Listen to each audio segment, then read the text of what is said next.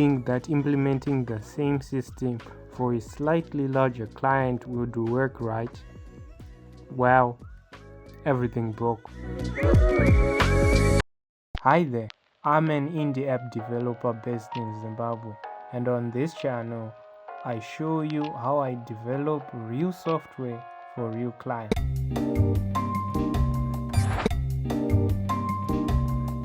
Right now I'm preparing the public version of the POS system we built, but now it's for a slightly larger client. The client needed two things to be added on top of the software we already have. First of all, the client wanted their entire database migrated from the previous system they were using.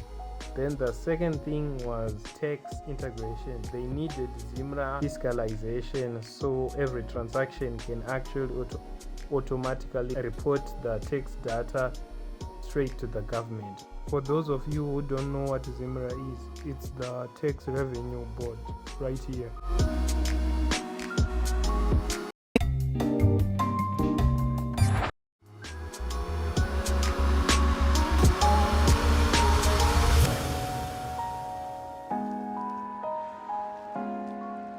I thought data migration was going to be a no-brainer, but I ran into a huge problem. Let me explain. It turned out the system the client was using happened to be QuickBooks. Look here. Instead of migrating the inventory file, I instead migrated the whole business file, which turned out to be a QBB file. And something I had to learn the hard way about QBB files is that you cannot open them without QuickBooks. It took me about 5 to 6 hours trying to figure out a way to open these QBB files. I even ran sandboxes and simulators until ChatGPT finally told me I had extracted the wrong file. Unless I wanted to put QuickBooks in my Mac, I needed to go back and take the correct file, of which the place was far, so I had to do it the following day.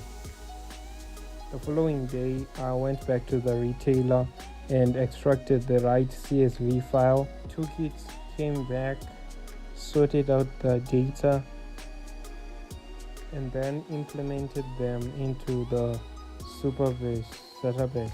So that was that. Now we have the full inventory inside the new software, and nothing had to be deleted or re-entered.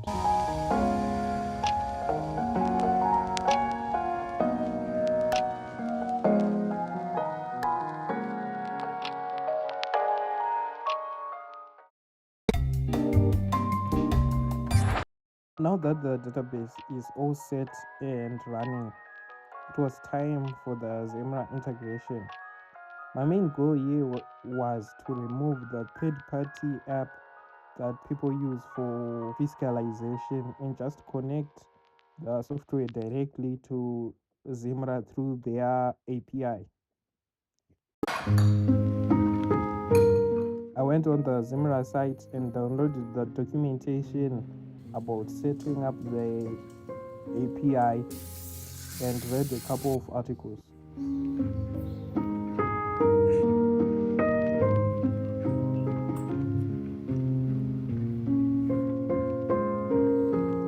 As I read the documentation, I was still getting a little bit confused on some points, so I asked AI to give me a comprehensive breakdown of this document and write out an implementation plan. And when I got the plan, that was that.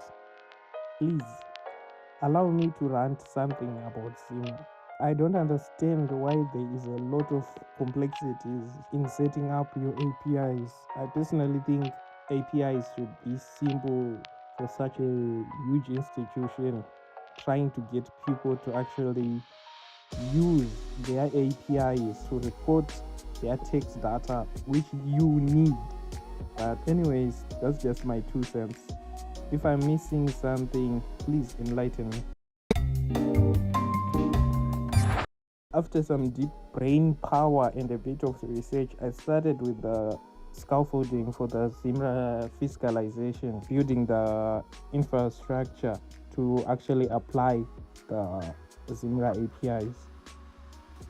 Another thing, mind you, the system is a multi-tenant system, so the scaffolding should also be able to work on other user accounts, but not leak that certain individuals' data into another. So the system needs to be tightened to avoid any leakage.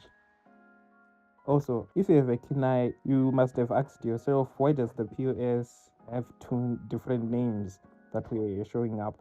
The thing is, I renamed the POS to Thenga. It feels more organic and we don't have trademark issues in the future compared to our last name. In the next video, I'll be taking you into how I finished the ZIMRA integration, if I even do.